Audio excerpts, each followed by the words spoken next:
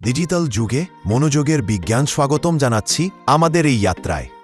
এমন একটি যাত্রা যেখানে আমরা আমাদের মনকে আধুনিক ডিজিটাল বিশ্বের ক্রমাগত আক্রমণের হাত থেকে মুক্ত করতে শিখব।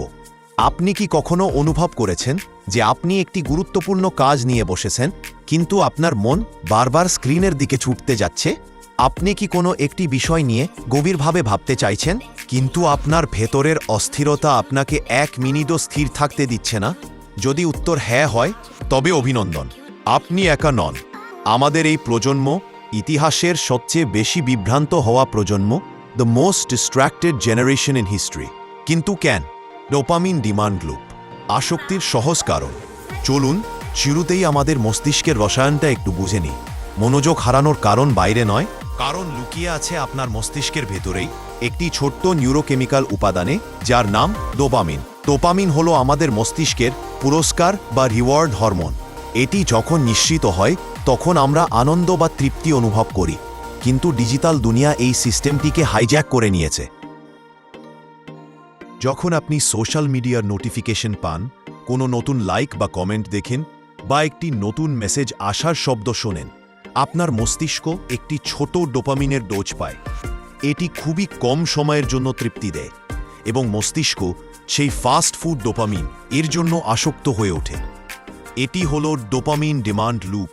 এটি আপনাকে বারবার ফোন চেক করতে বাধ্য করে, কারণ আপনার মস্তিষ্ক দীর্ঘমেয়াদী এবং কঠিন কাজের, যেমন কোনো বই পড়া বা জটিল সমস্যা সমাধান থেকে দ্রুত এবং সহজলব্ধ পুরস্কার নোটিফিকেশন বেছে নিতে অভ্যস্ত হয়ে পড়ছে।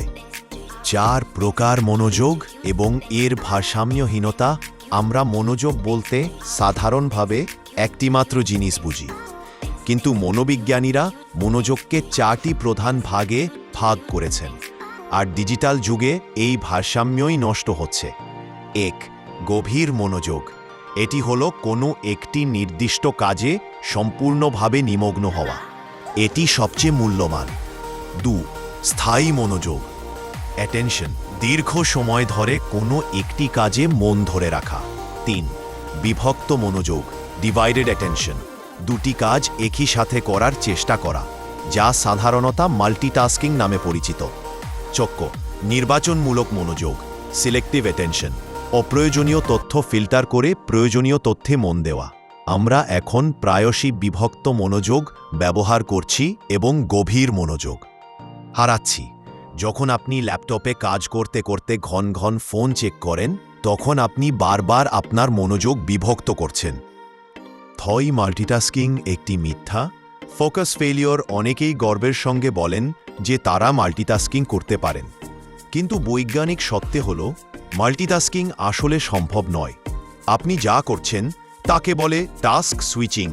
যখন আপনি দ্রুত একটি কাজ থেকে অন্য কাজে যান, তখন প্রতিবার আপনার মস্তিষ্কে পুনরায় ফোকাস করতে হয়। এই প্রতিটি সুইচ করার জন্য আপনার মস্তিষ্কের শক্তি ব্যয় হয়, যাকে বলে অ্যাটেনশন রেসিডিউ। এর ফলে সময় অপচয়। নতুন কাজে মনোযোগ দিতে প্রতিবার গড়ে প্রায় 15 মিনিট সময় লাগতে পারে। ভুল বৃদ্ধি। কাজগুলি তাড়াহুড়োয় শেষ হওয়ায় ভুলের সংখ্যা বাড়ে। মানসিক ক্লান্তি। আপনি দ্রুত ক্লান্ত হয়ে যান, কারণ আপনার মস্তিষ্কে সবসময় ওভারটাইম পড়তে হয়। আমরা বুঝতে পারছি এই ডিজিটাল জগৎ আমাদের মনোযোগ চুরি করে নিচ্ছে, কিন্তু ভয় পাবেন না, কারণ আপনার মস্তিষ্ক প্লাস্টিক, অর্থাৎ পরিবর্তনশীল। এটি হারানো মনোযোগ পুনরুদ্ধারে সক্ষম। প্রথম পদক্ষেপ, সমস্যাকে স্বীকার করুন। আমাদের আজকের প্রথম অধ্যায়ের মূল শিক্ষা হল, মনোযোগ হারানোর কারণটি কেবল আপনার দুর্বলতা নয়, এটি একটি ডিজাইন সমস্যা। সোশ্যাল মিডিয়া, অ্যাপস এবং গেমিং কোম্পানিগুলি আপনার মনোযোগ শোষণ করার জন্যই ডিজাইন করা হয়েছে। আপনার প্রথম পদক্ষেপ হল এই সমস্যাকে স্বীকার করা এবং আপনার ডোপামিন লুপকে চিহ্নিত করা। পরবর্তী অধ্যায়ে আমরা এই ডিজিটাল পরিবেশটিকে শোধন করার পদ্ধতিগুলি নিয়ে আলোচনা করব। আমরা শিখব কিভাবে নোটিফিকেশন নয়, আপনি নিজেই আপনার মনোযোগ নিয়ন্ত্রণ করবেন। আমাদের অডিও বুকস লাইব্রেরিটি যদি আপনার ভালো লাগে, তাহলে লাইক, শেয়ার, সাবস্ক্রাইব করুন।